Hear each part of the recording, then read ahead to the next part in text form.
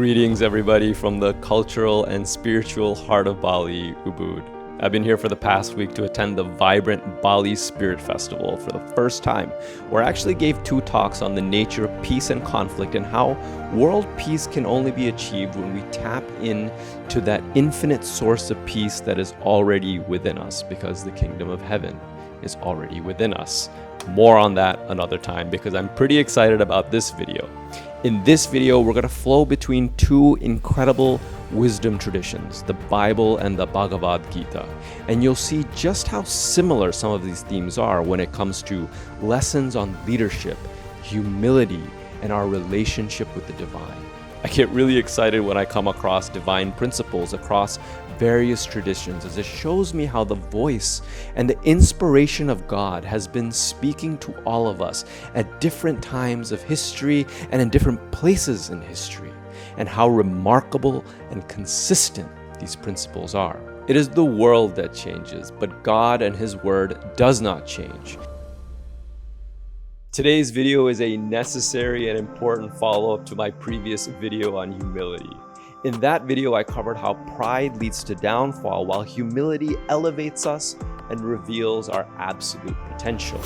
In this video, I'm going to share with you 6 specific ways that you can demonstrate humility as a leader or an aspiring leader, so that your service, your impact, and your position is elevated, strengthened, and amplified. So without further ado, let's get into it. We started the Warrior series on a battlefield in Judea where young David battles the mighty Goliath. And we begin part 3 of the Warrior series on a legendary battlefield almost 3,000 miles away in a district of what is now called Kurukshetra in modern India, where another epic battle is about to unfold. In this legend, we find the courageous and humble warrior Prince Arjuna staring out at a vast army that has been deployed against him as he defends his brother's right to the kingdom's throne from usurpers, which include among their ranks his own family members, mentors, kith and kin.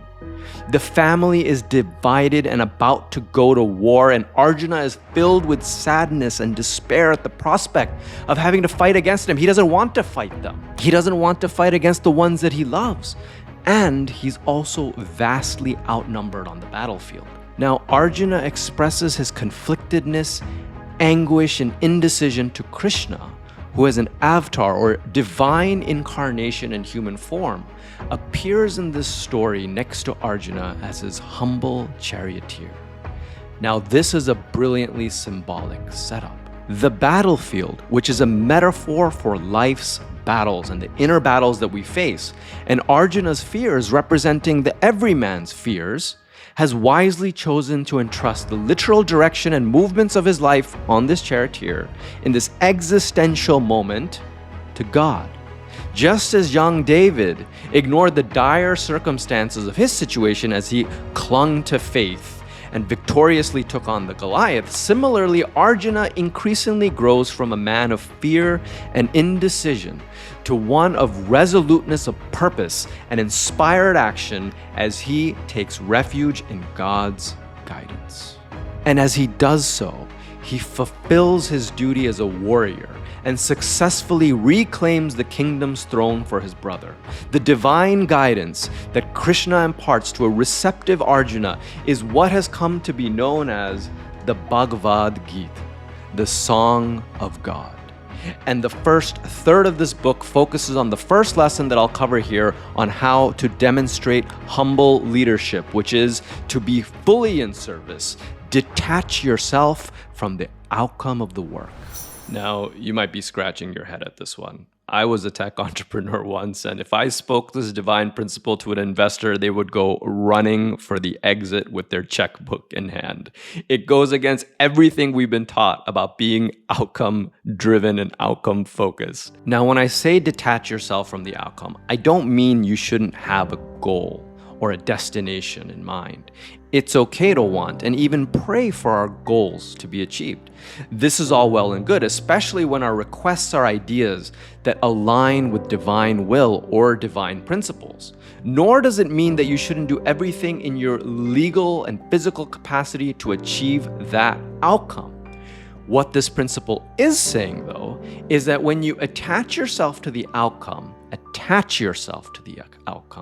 it means you are too attached to the fruits, to the victory, the glory, the respect, the appreciation, the status, the invitations to the right places, the money, whatever the grand prize is that is to be acquired. We're too focused on that and not the good, the service that we are providing. In Matthew 23, Jesus advises us not to be a leader consumed by these thoughts. Instead, focus your duty on what Paul says is to serve one another humbly in love. In chapter 2 of the Bhagavad Gita, Krishna famously advises Arjuna, you have the right to work, but never to the fruit of the work. You should never engage in action for the sake of reward, nor should you long for inaction. Perform work in this world without selfish attachments, and alike in both success and defeat, for yoga is perfect evenness of mind.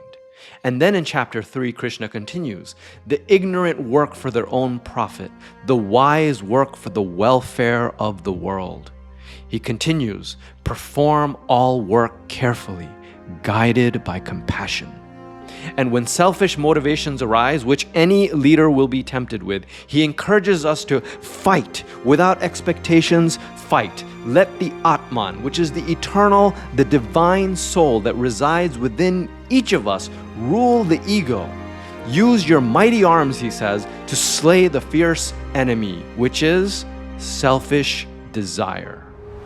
An attachment to fruit-focused outcomes distracts us from our why, our ultimate aim in life.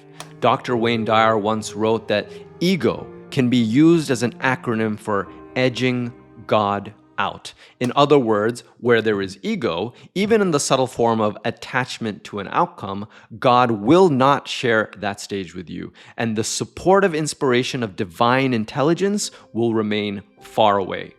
Krishna warns Arjuna similarly that knowledge is hidden from those with selfish desire. Now, Paul is more explicit in his warning of what happens when we get too distracted by selfish motivations. The acts of the flesh, which are material desires, are obvious. Sexual immorality, impurity and debauchery, idolatry and witchcraft, which are the attribution of power outside God, hatred, discord, jealousy, fits of rage, selfish ambition, dissensions, factions and envy, drunkenness, orgies, and the like. I warn you, as I did before, that those who live like this will not inherit the kingdom of God. Now, Krishna's warning is also forceful in this regard. Driven by selfish desires, they miss the goal of life, even happiness and success. Bound by their greed and entangled in their web of delusion, whirled by a fragmented mind, they fall into a dark hell. There are 3 gates to this self-destructive hell: anger, lust, and greed. Holding such distorted views, they become enemies of the world, causing much suffering and destruction. Unfortunately, what Paul and Krishna describe here are not too far removed from the headlines that we read all too often concerning those in positions of power and influence, many of whom once began their careers with noble intentions, dedicated to higher principles. They got comfortable with the name, the office, the power, the status, the titles that they made for themselves, the material fruits that they began to enjoy too much. The people who once supported them begin to whisper along the way, the fame has gotten to their head, and one by one they fall away. Their support system evaporates with every deed that promotes their self-interests over the interests of humanity. Pride, as we discussed in part 2 of the Warrior series, is their downfall.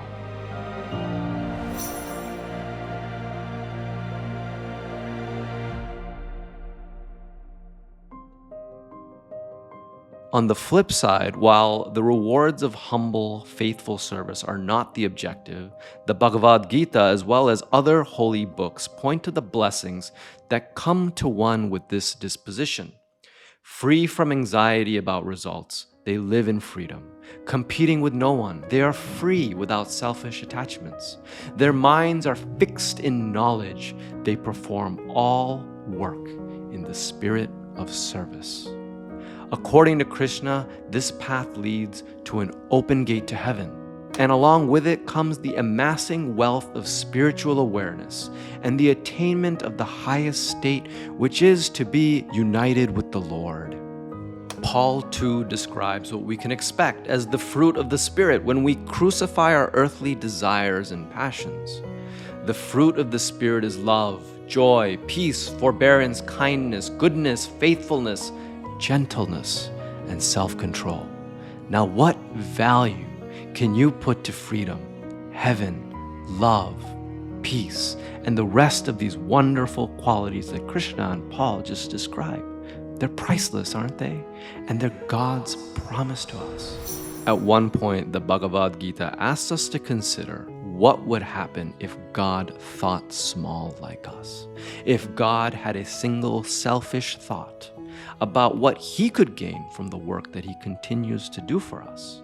There is nothing in the three worlds for me to gain, nor is there anything I do not have. I continue to act, but I am not driven by any need of my own. If I stopped working, I would be the cause of cosmic chaos and the destruction of the world and these people. These are powerful words that Krishna offers. If one of our core purposes on earth is to step into our identity as divine likeness, then we too get to practice the ever-loving, ever-giving, ever-serving nature of God, to work as God works, to serve with the strength and might of our love while remaining equanimous both in success and failure, disregarding all expectations of material outcomes, awaiting only the grace of God to fulfill our needs and comfort our hearts. Our sole duty then is simply to reflect the love of God into the world and have faith that all things work together for the good of those who love God, those who are called according to his purpose.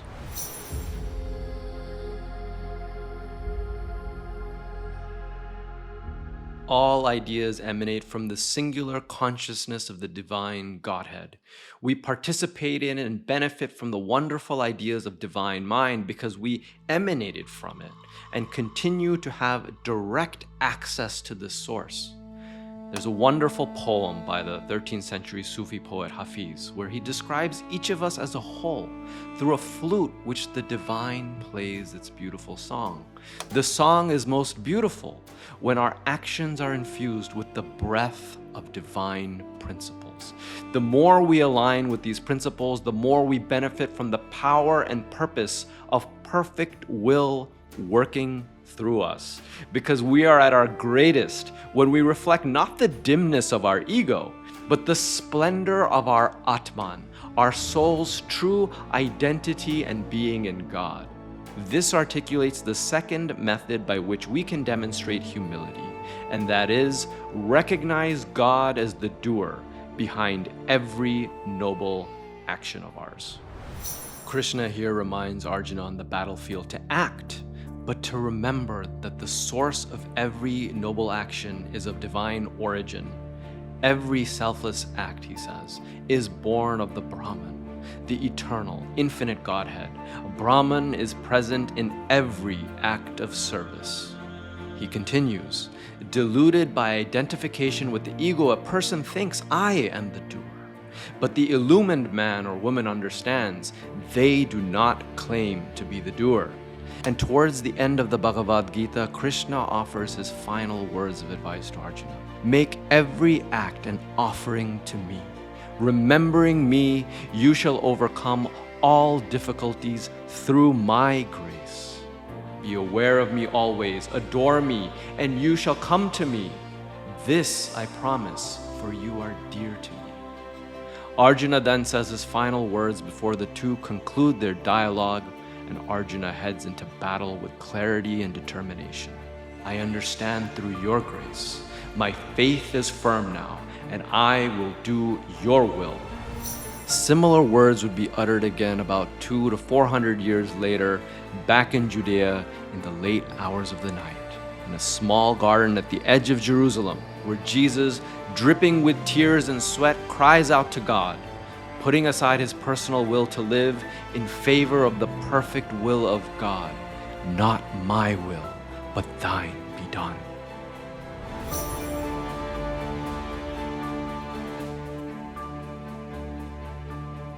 We think we are the doer, but in truth, all harmonious ideas, all consciousness, all manifestation emerge from the singular point in the divine mind.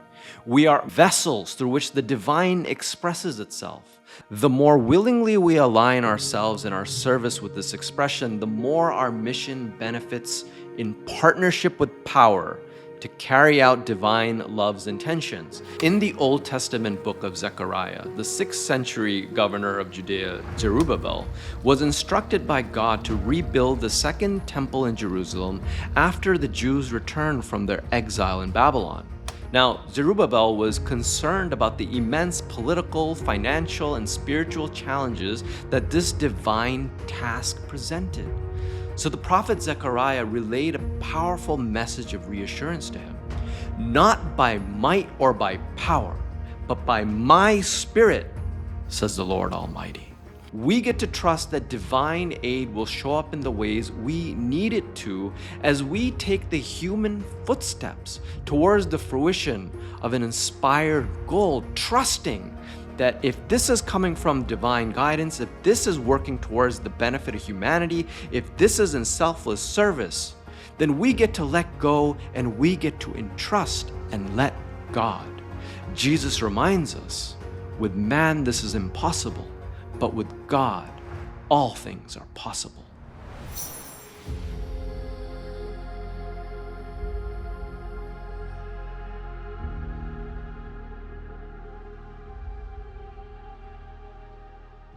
Jesus' message and actions consistently challenged and subverted the material power structure.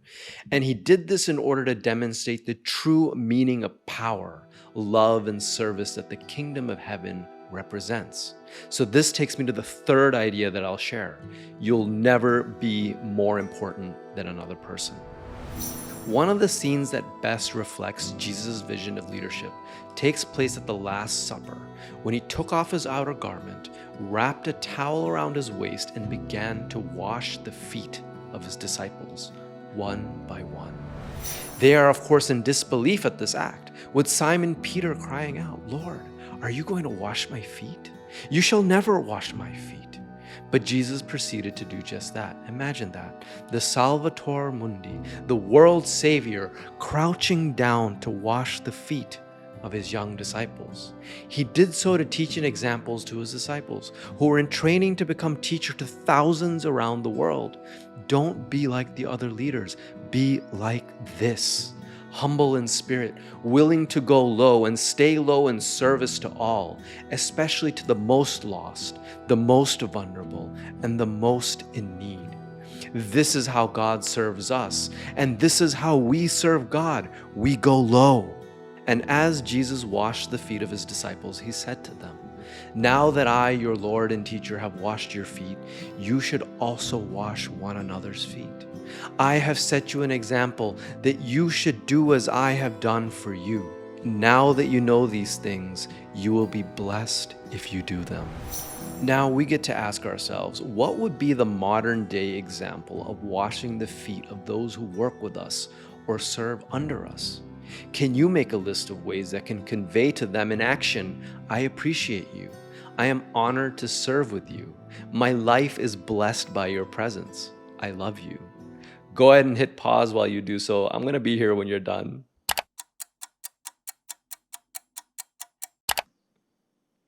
Now that you have your list, can you do at least one of these items within your list within the next 3 days?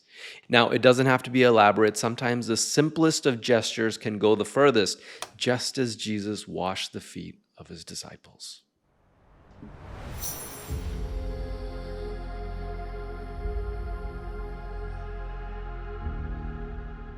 We are all the children of God, and that makes you infinitely valuable. Just remember, the same is true about everybody else. Practice looking at everyone else with an open heart.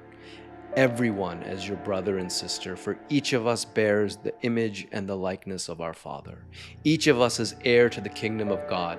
This truth is the greatest equalizer. If you rise to the throne as the King of England, or if you sit behind the resolute desk of the presidency of the United States, you have achieved nothing from a spiritual perspective. Your value is still the same as anyone else, be they garbage collector, janitor, or CEO. If in your post you reflect selfless service and love to humanity, it does not increase your value either. It simply means you're living up to your identity as a child of God. You will shine bright as you do so, just like a new penny, but your worth is still the same, just as any other penny.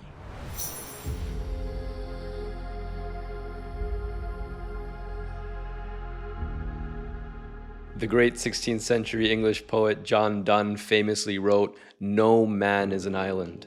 None of us accomplishes anything alone. Each of us has benefited greatly from our supporters, our helpers, our teachers, our mentors, our clients, our friends and family. The list goes on, including the anonymous ones that helped pave the way for our success to even be possible. We would not be here without their support or love, and so we honor them." The fourth method of cultivating humility is to share the spotlight. In every achievement, can you bring your colleagues, supporters, and helpers to the forefront so the light shines brightly upon them? The paradox of this, of course, is that even when one humbly steps back from the spotlight has a way of shining brighter upon that individual. The 6th century BC Chinese philosopher Lao Tzu advised, "A leader is best when people barely know that he exists. When his work is done, his aim fulfilled, they will say, 'We did it all by ourselves.'" I often remind myself that God is so humble. He joyfully created a masterpiece of a universe for us to explore and to experience. And he was so proud of his creation, and yet he left no visible signature to say, "Look at me, look at me." Instead, he disappeared behind an invisible curtain where he awaits our return with open arms. Number 5, take the humble seat. I like this one, and it comes to us from a dinner party that Jesus attended in the Gospel of Luke. At this dinner, Jesus notices how the guests are angling for the seat that is closest to the host. Typically, these seats were occupied by the honored guests of the host, and so they were coveted by those who wanted to be seen in a certain light. Now, on this occasion, Jesus shares some advice with the guests. When someone invites you to a wedding feast, do not take the place of honor, for a person more distinguished than you may have been invited. And if that's the case, the host who invited both of you will come over to you and say to you, "Give this more distinguished person your seat." Then, humiliated, you will have to take the least important place. Instead, take the lowest place at the foot of the table. Then, when your host sees you, he will come and say, "Friend, we have a better place for you." Then you will be honored in front of all the other guests. I love this. It's such practical advice and so true. And then he continues on and says, "For all those who exalt themselves will be humbled, and those who humble themselves will be exalted."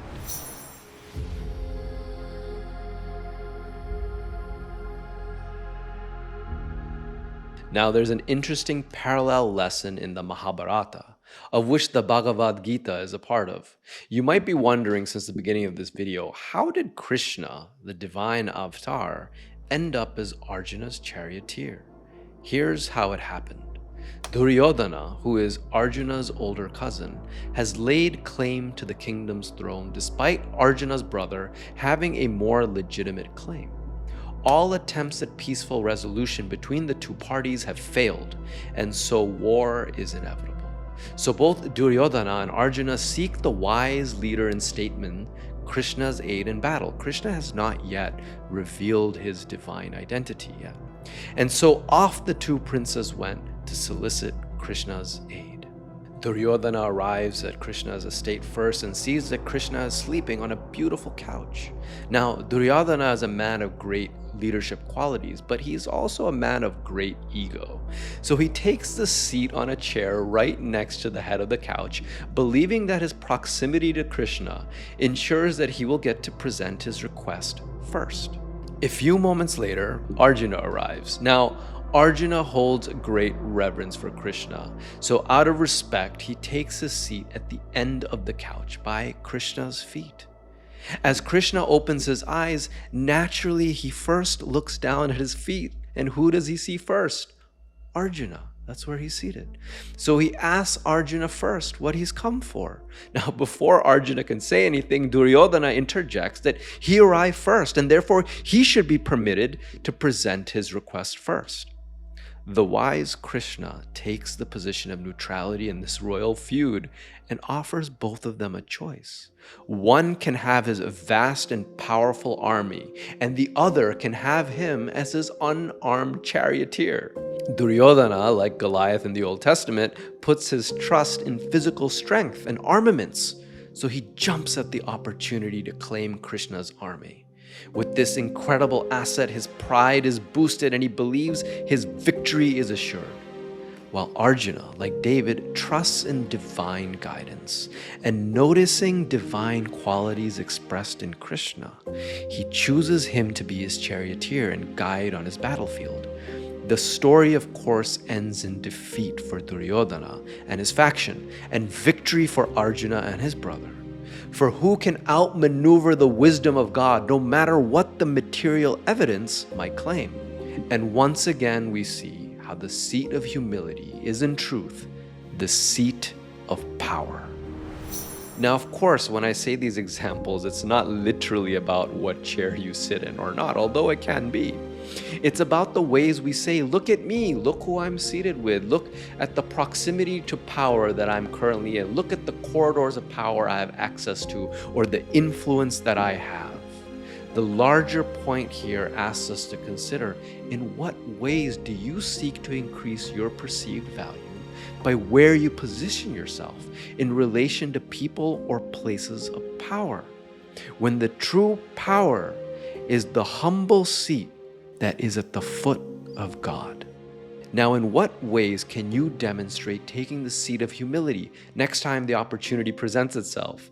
Write your comment below. I can't wait to read your response.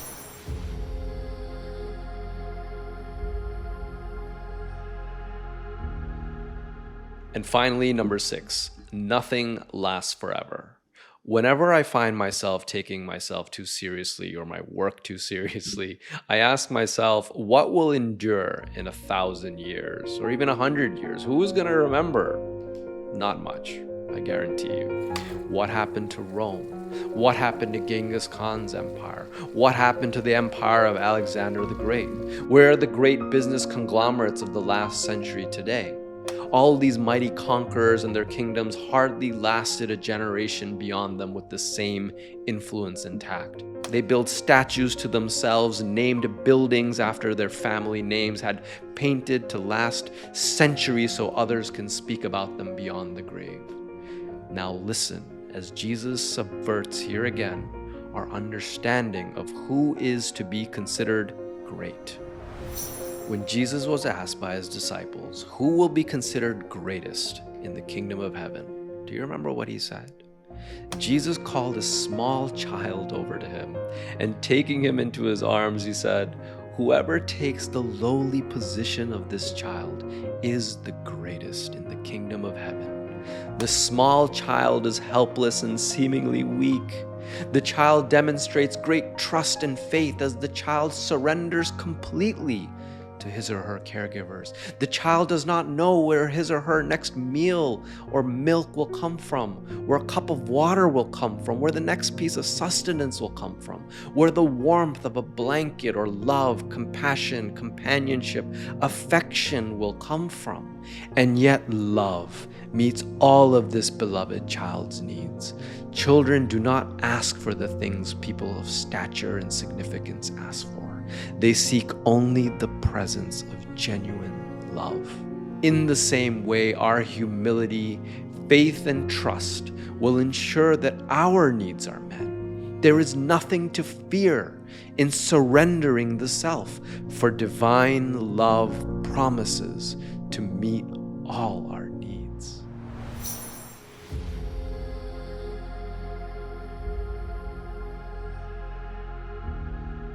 Everything we see on earth is a dream that will dissolve into infinity like salt in water. Like towering monuments and great megaliths, the legacies of these great warriors and accomplishments of leaders that make up the pages of history books, all will fade into the vast expanse of potentiality and nothingness from whence they emerged. What echoes through earth and heaven is the love we expressed into the world, love that originates in the divine realms and ripples through the creation of time and space. Because love is from God, and God is love, and love will be known through us. And so it is love that endures, only love that endures. Thank you, my friends, for listening. Stay happy, stay humble, and may peace be with you.